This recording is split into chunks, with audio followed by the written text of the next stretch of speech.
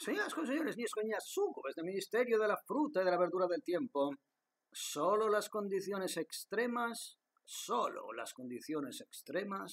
revelan nuevos conocimientos sobre la naturaleza. La rutina es el peor enemigo del aprendizaje.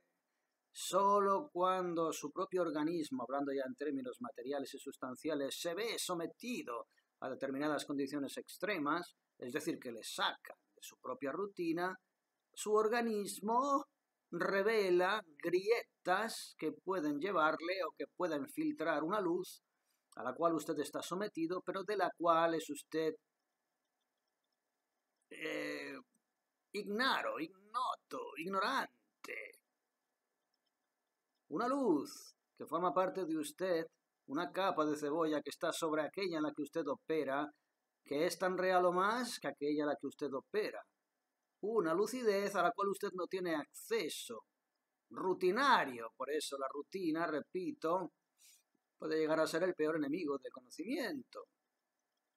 Vean ustedes, por ejemplo, cuando Newton promulgó la ley de la gravedad, decía que cuanto más fuerte lanzábamos algo hacia arriba, con más velocidad caía hacia abajo.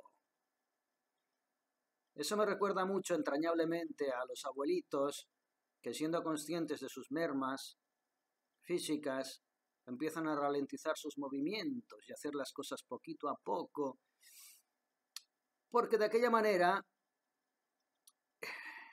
pueden establecer ese control sobre la naturaleza física degradante, disminuyente,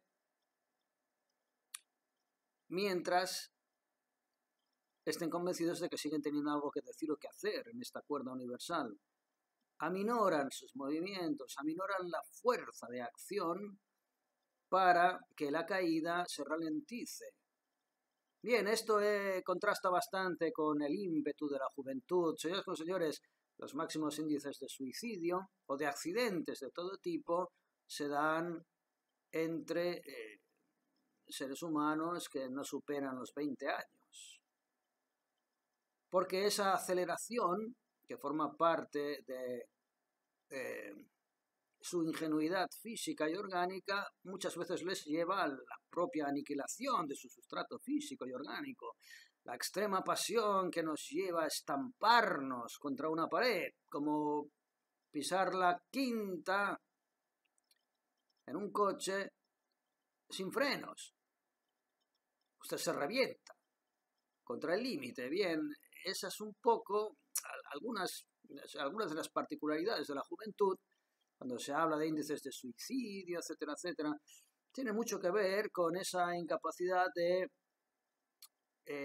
empadronarse todavía del manejo, del funcionamiento de las palancas que llevan su nave espacial, entendiendo por nave espacial su naturaleza corpórea, que de alguna manera es ese eclipse que oscurece la conciencia pura, de la cual están hechos pero que no pueden percibir.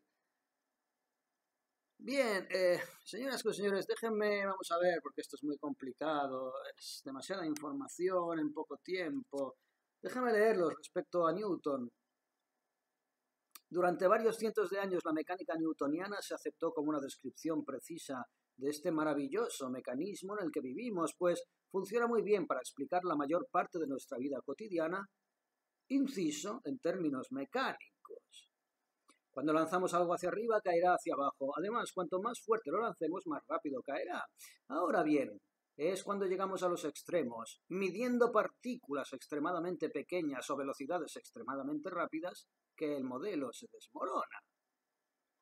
Y en estos términos, cuando hablamos de lucidez terminal, canto del cisne o experiencias cercanas a la muerte, estamos hablando de situaciones en las cuales el organismo está sometido a condiciones que están fuera de la estadística en la cual nosotros vivimos nuestra realidad. Ergo, en ese momento, nuestro organismo de alguna manera sufre una disociación ante la cual,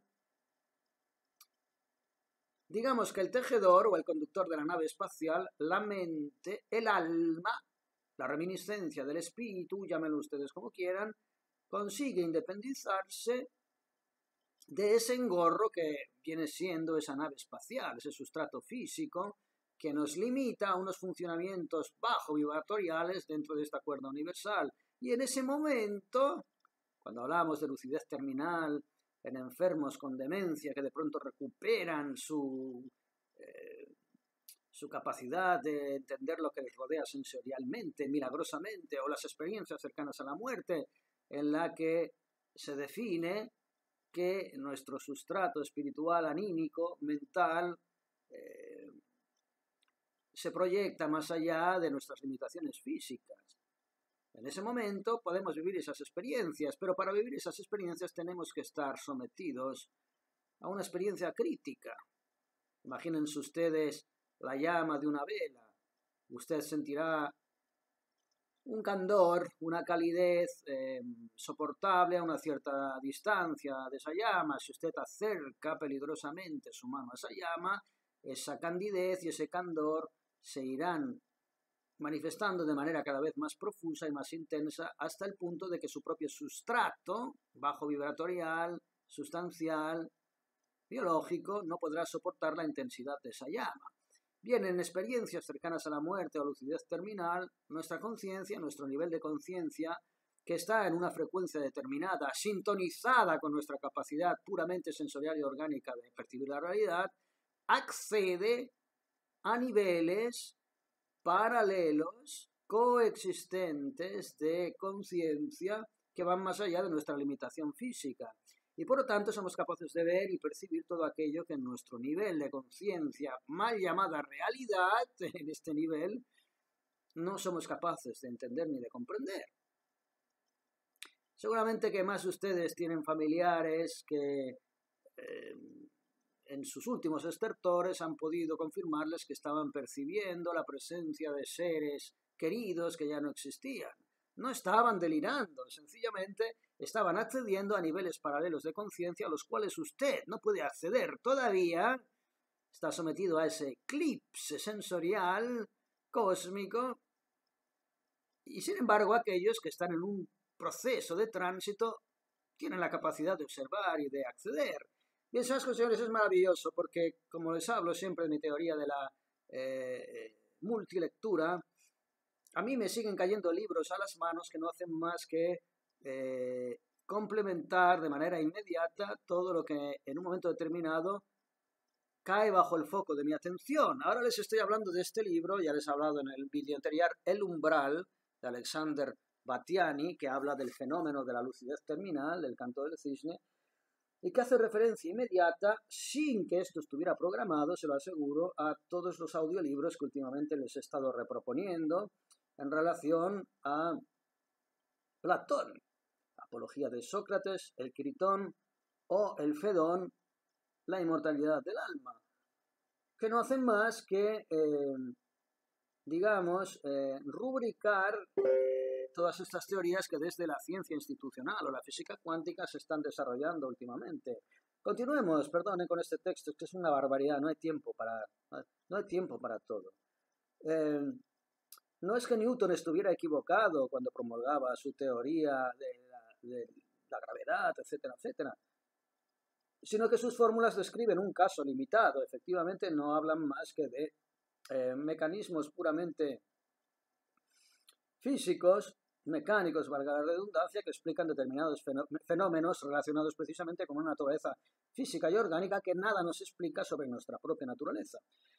Y al enfrentarnos a estos casos extremos ya no son aplicables y necesitamos recurrir a la relatividad para hacer las correcciones pertinentes. Como decíamos antes, sería absurdo analizar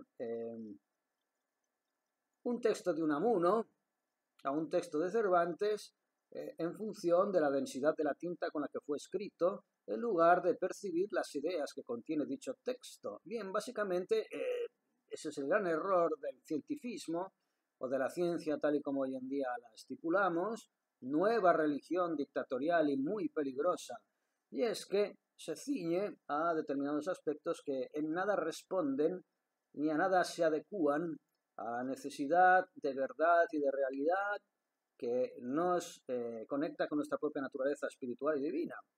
Es decir, sí, llegados a este punto, La filosofía natural, que era esa ciencia que humildemente se dedicaba sencillamente a analizar aspectos mecánicos para poder predecir una tormenta o la dirección de un cuerpo en determinado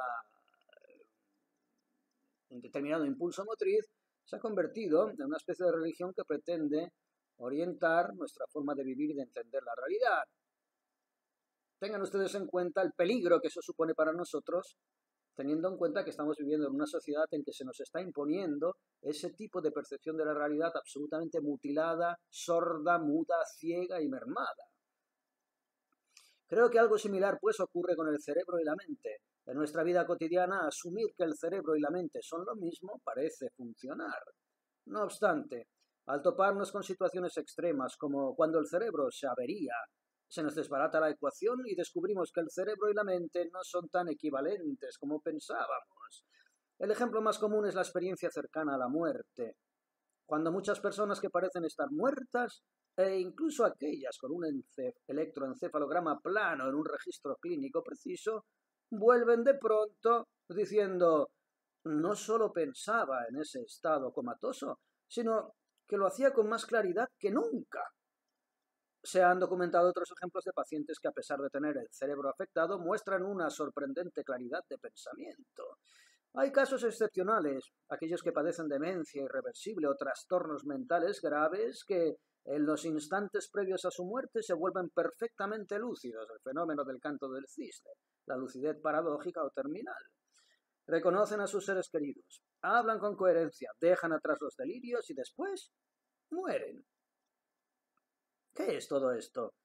No disponemos de una explicación materialista, sin embargo, sí contemplamos la idea de que la mente y el cerebro pueden separarse cuando éste comienza a deteriorarse. ¿Podríamos tener una posible explicación? En este punto, señoras y señores, la idea de que la dependencia de nuestra personalidad y nuestro yo de la función cerebral se limita al ámbito de la vida cotidiana sigue siendo una hipótesis vagamente plausible.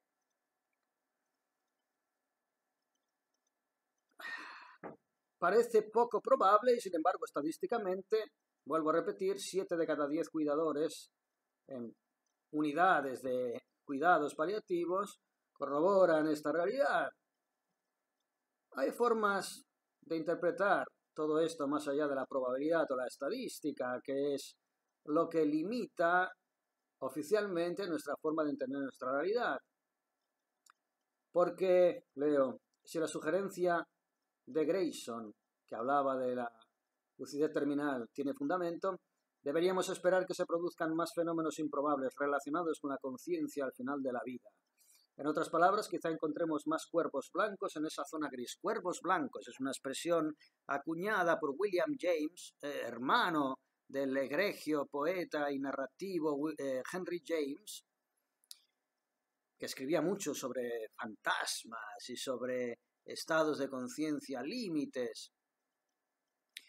William James, que ha sido por algunos denominados como el padre de la psicología moderna, que decía que cuando se hablaban de fenómenos más allá de lo que nos puede hacer corroborar el sustrato científico mecanicista, positivista, empirista, racionalista, la gente decía: o estás buscando cuervos blancos, en el sentido de que todos los cuervos son negros.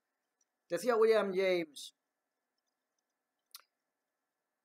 para demostrar que todos los cuervos son negros, no basta con ir analizando cada miembro de esa especie y corroborando que es de color negro, puesto que en el momento en que pueda hallarse un solo cuervo blanco, la premisa de que los cuervos son de color negro será absolutamente impronunciable.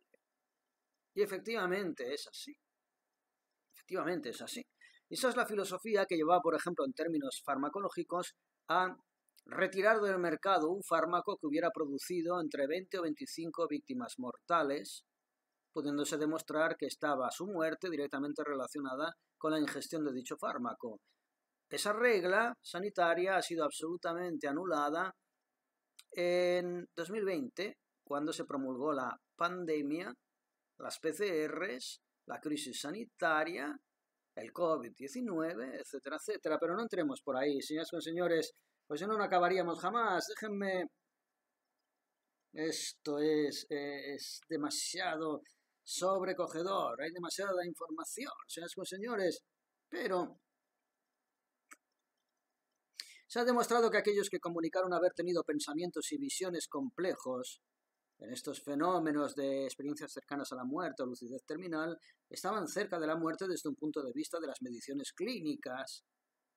Esto quiere decir que en contraste con los modelos neurobiológicos de la mente y la cognición, cuanto más grave es la crisis fisiológica, es decir, cuando efectivamente nuestros biorritmos se acercan más a la muerte, tal y como la especificamos, más probable es que las personas experimenten o reporten haber experimentado un funcionamiento cognitivo complejo que supera incluso la capacidad supuestamente normal que tenemos de percibir las situaciones, puesto que todos esos fenómenos de experiencias cercanas a la muerte se definen precisamente por el hecho de que aquellos que lo experimentan afirman haber tenido una capacidad de percibir la realidad física y sensorial mucho más precisa y más lúcida que la que tenemos nosotros en nuestro supuesto estado normalizado biorrítmico.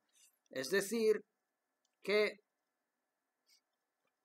experimentan una sensación suprasensorial que lleva a experimentar nuestra situación orgánica y física en esta cuerda no mejorada, sino perfeccionada. Bien, déjenme que ya me hago la picha un lío, señoras y señores, pero sencillamente necesario es remarcar que nosotros corremos el peligro cuando, como decía William James, llamáis cuervos blancos a todo aquello que no podéis explicar científicamente, corremos un peligro cuando, dentro de las estadísticas en las que nos manejamos para establecer reglas biorrítmicas supuestamente normales, deliberadamente ignoramos fenómenos que ya estadísticamente tienen un peso significativo como para estudiarlos. Ignoramos deliberadamente esos fenómenos, esos cuervos blancos, para no poner en peligro nuestra sacrosanta definición de que la negrura es la característica principal del cuervo. Y en ese sentido es cuando la filosofía natural, que ahora cayendo en desgracia se llama ciencia, se convierte no en una disciplina mirada a comprender la naturaleza de los fenómenos que experimentamos en esta cuerda universal, bajo vibratorial y orgánica, se convierte no en un fenómeno mirado a conocer nuestra realidad, sino en un dogmatismo, en un dogma talibán, dictatorial y opresivo que pretende eliminar todo aquello que no corrobore una perspectiva única que curiosamente se hermane con determinadas condiciones de crecimiento mercantil, económico, etcétera, etcétera. Bien, sí, señoras y señores, la contaminación de la verdad con la búsqueda de nuestra realidad cósmica y universal. La aniquilación del noúmeno en pro de la manipulación del fenómeno. Y sigamos rápidamente, señoras y señores. Pues es difícil porque hay tantos temas, pero déjenme comentarles que el cerebro, según Bergson, que estudiaba la memoria, el concepto de memoria como factor de la realidad, el cerebro es una válvula de reducción. ¿Qué quería decir con esto? Que el cerebro no es una máquina que nos proyecta y nos devuelve una realidad inamovible de todo aquello que vemos. Esto que ves es real, esto que oyes, que hueles y que tocas es real. Sino que el cerebro es un filtro destinado a hacernos sobrevivir en un mundo orgánico sometido a leyes orgánicas a través del cual no podríamos atravesar dentro de esta estadística que llamamos normalidad, esa campana de Gauss que evita ese 5%, 2,5% para abajo, 2,5% para arriba, de casos, de cuervos blancos, como decía William James, para poder generar una ilusión de realidad en la cual nos podemos ordenar mentalmente, con todo aquello que conlleva de limitación y reducción espiritual, en un mundo orgánico. Tenemos que imaginar, proyectar una lógica orgánica que nos lleve a poder posibilitar que nos manifestemos como seres sociales en una sociedad en la cual podemos tangiblemente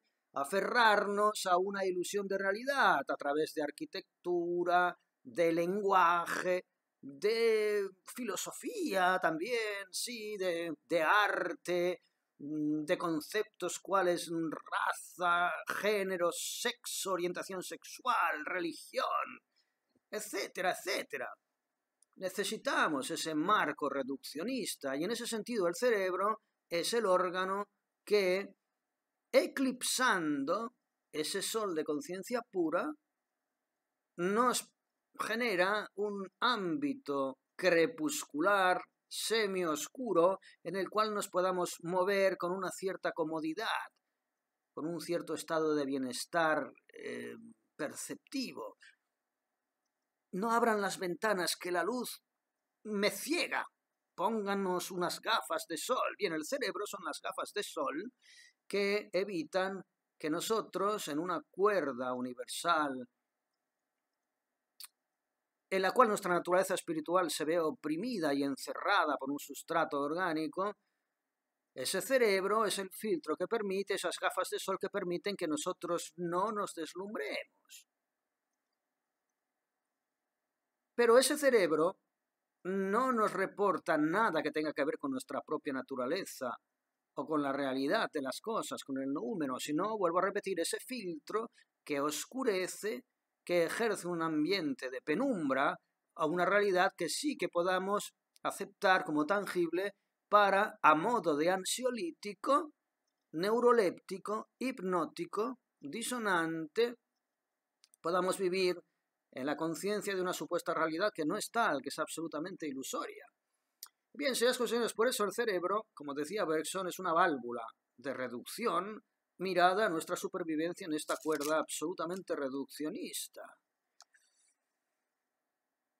Pero resulta que en las proximidades de la muerte, es decir, cuando nuestro organismo, que es el sustrato básico de esas gafas solares, empieza a colapsar, nuestra mente puede accesoriamente liberarse de esa fuerte dependencia del cerebro, que son esas gafas de sol, que nos proyectan una realidad que no es tal.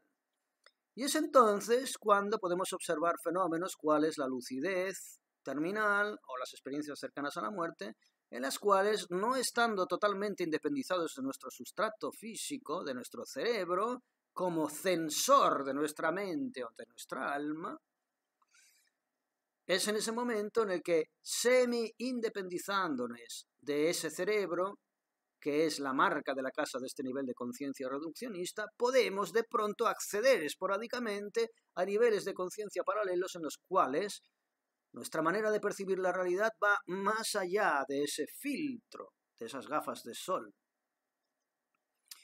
Y por ello encontramos estos fenómenos de familiares que en su lecho de muerte pueden ver a seres queridos que ya han fallecido, o pueden verse a sí mismos en situaciones de colapso orgánico como cuerpos inertes, mientras otros seres ejercen algo sobre ese cuerpo, los cirujanos intentando reavivar su cuerpo en coma, etcétera, etcétera. Y esas experiencias nunca están revestidas de ansiedad o de miedo, sino más bien de todo lo contrario, de una sensación generalizada de haberse librado de un filtro que era una prisión más que un ansiolítico. Es decir, una situación en la cual usted de pronto, habiéndose olvidado de que lleva unas gafas solares, se ha acostumbrado a ver la realidad bajo un filtro crepuscular que supuestamente le genera una sensación de seguridad, de control, y de pronto usted se quita las gafas y percibe una luz que ya había olvidado. Y esa luz le permite observar todo aquello que le rodea de manera muchísimo más precisa. Y dice, anda, y llevo toda mi vida con esas gafas encima del puente de la nariz. Y resulta que ahora veo las cosas de una manera mucho más clara, mucho más... Bien, básicamente, señores, de eso se trata todo lo que tiene que ver con las experiencias cercanas a la muerte o de lucidez terminal. Y es que, navegando entre dos mundos, a punto del tránsito hacia esa liberación, los seres humanos pueden percibir cosas que nosotros, dentro de nuestra normalidad biorrítmica, no podemos percibir. Y no son ellos los que están delirando. Los que deliramos somos nosotros, en el sentido de que estamos con unas gafas de sol que nos devuelven una realidad crepuscular. Aquellos se han sacado esas gafas y pueden percibir detalles de la realidad que nosotros somos todavía incapaces de percibir. Bien, señores, haciendo un resumen rápido, porque es que no da para más, no da para más. Déjenme leerles este último capítulo de este libro, El umbral, de Alexander Bastiani, que les dejaré la referencia, se lo recomiendo, que puede rubricar todo aquello que les estamos diciendo. Básicamente, nuestra generación muestra un hondo recelo hacia sus propias esperanzas, incluidas las relacionadas con una realidad más allá de lo tangible. Es posible, y se discute la investigación sobre psicología e historia de las ideas, que nuestra era posmoderna haya desarrollado un escepticismo o aversión general a lo espiritual, los valores y el idealismo, hasta cuando están justificados. A la par, hemos perdido la confianza en la visibilidad de estos valores y en la trascendencia y en nuestro propio yo trascendente. Y esta crisis a menudo se presenta como una desconfianza profunda en cualquier noción de sentido de lo imperecedero, lo bueno, lo bello, lo auténtico y la dignidad humana, como si lo transitorio, lo sinsentido, lo degradante y lo falso fueran más reales que la esperanza en lo contrario. Qué maravilla cómo se ha sincronizado mi lectura de la Apología de Sócrates de Critón y del Fedón con la lectura de este libro, que es nuevo, es del 2023, Pero el hecho es que los humanos somos la única entidad conocida que al nacer traemos con nosotros la esperanza de que lo que está mal y roto en el mundo puede ser sanado. Esa esperanza que dice que traemos al nacer es la reminiscencia, todo aquello que no hay que aprender sino que recordar, de la que habla Platón a través de Sócrates. Nosotros venimos rebotados. La muerte genera vida, no la vida muerte, también, porque es un ciclo. Pero el ciclo de la vida generando muerte es unas gafas de sol que le impiden ver que en realidad la luz está en la muerte que genera la vida. Esto habla mucho sobre nuestra vocación y revela más sobre la estructura interna y existencial de la condición humana de lo que estamos dispuestos a admitir. El idealismo, la esperanza, el sentido del valor y del significado y la responsabilidad son parte esencial de nuestra naturaleza. Esta esperanza siempre ha sido el motor de la acción humana. Únicamente los seres humanos percibimos la carencia no solo como una situación lamentable, sino también como un imperativo, como una llamada a hacer algo, aliviar el sufrimiento, curar las enfermedades, ayudar a los vulnerables y ser en verdad humanos. Este impulso es un reproche contundente a la visión nihilista que no honra ni a nuestra humanidad, nuestras esperanzas y nuestra búsqueda de sentido, compasión, conexión y benevolencia, ni al mundo, su propia necesidad de nuestra esperanza y nuestra voluntad de sentido. Nuestra esperanza se enfrenta a un mundo que clama sanación. Y la oposición más poderosa al nihilismo dogmático, que es el que ahora mismo ha tomado nuestras instituciones, además de nuestra obligación moral y conciencia, es el propio estado del mundo, por su imperfección y su necesidad de ser sanado. Porque esta ruptura nos recuerda que las personas, nuestros hijos, nuestros padres, los necesitados, dependen de nosotros y de nuestra esperanza. De nuestra esperanza, como portadores de la llama. Si renunciamos a ella, que es lo que pretende esta logia que nos ha colonizado, si renunciamos a ella desapareceremos sin dejar rastro, con consecuencias previsibles para el mundo y para la propia humanidad. El siglo pasado es un triste testimonio de esta situación y este multiplicado por 2. Esto implica, sin embargo, que nuestra esperanza no es una debilidad psicológica, ni un desliz filosófico tampoco, sino que está arraigada en nuestra naturaleza. Nuestra naturaleza. Nadie nos enseña a pensar y discurrir de esta manera. Lo llevamos en las venas. Y ustedes que me escuchan lo saben. La verdad y la verdadera debilidad psicológica y el desliz filosófico residen en el rechazo de nuestra naturaleza trascendente, que es al que nos quieren mover con su transhumanismo y su agenda, de nuestra esperanza y nuestro sentido, pues esto supone renunciar a una característica central de la experiencia humana del yo y del mundo, y de nuestra propia supervivencia como seres humanos.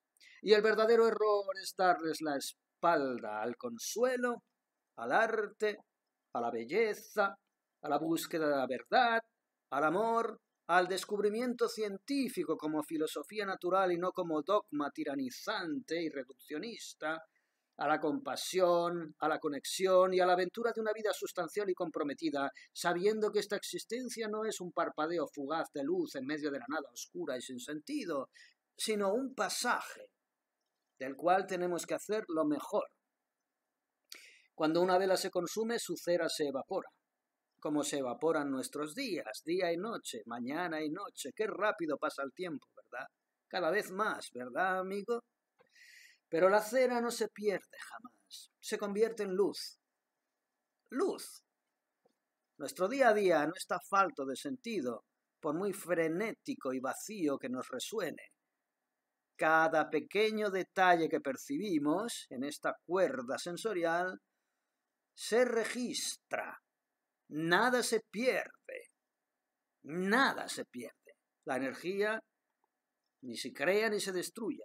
Se transforma. Nuestro paso por la vida en la Tierra, por muy transitorio que sea, también puede ser luminoso, debe serlo. Esa es nuestra responsabilidad.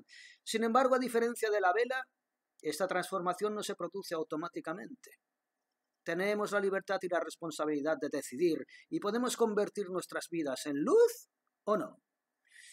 Para las personas religiosas o espirituales queda la esperanza adicional de que su luz se preservará en una luz mayor, una que lo sostiene y lo preserva todo, incluyéndonos a nosotros mismos más allá de la enfermedad, la vejez y la muerte, como la experiencia de la lucidez terminal demuestra. Pacientes con severos síntomas y diagnósticos de degeneración nerviosa, Alzheimer, Parkinson, de pronto se despiertan como el cisne en su último día de vida y conscientes se despiden de sus seres queridos y luego mueren. Ergo, todos esos años de demencia en los cuales ese ser parecía haberse desintegrado, no se había desintegrado.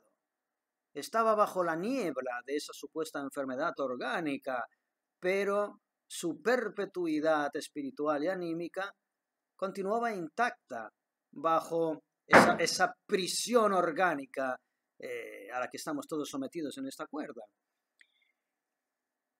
Para las personas religiosas o espirituales queda la esperanza adicional de que su luz se preservará en una luz mayor, una que lo sostiene y lo preserva todo, incluyéndonos a nosotros mismos, más allá de la enfermedad, la vejez y la muerte. Termino. Como he intentado plasmar en este libro, el autor dice: creo que tenemos razones sólidas para creer que esta esperanza puede estar justificada. Se sustenta sobre una base firme e incluso epistemológica, empírica, por el valor que tengan estos términos. Nuestro análisis quizá no puede ir más allá a día de hoy, pero al menos llega hasta aquí.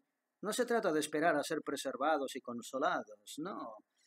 Hemos de tener la esperanza de preservar y consolar a otros durante nuestra vida, como bien decía Sócrates cuando le decía a sus desconsolados amigos que le preguntaban: ¿y qué haremos sin ti cuando tú mueras, que eres el maestro que nos ilumina?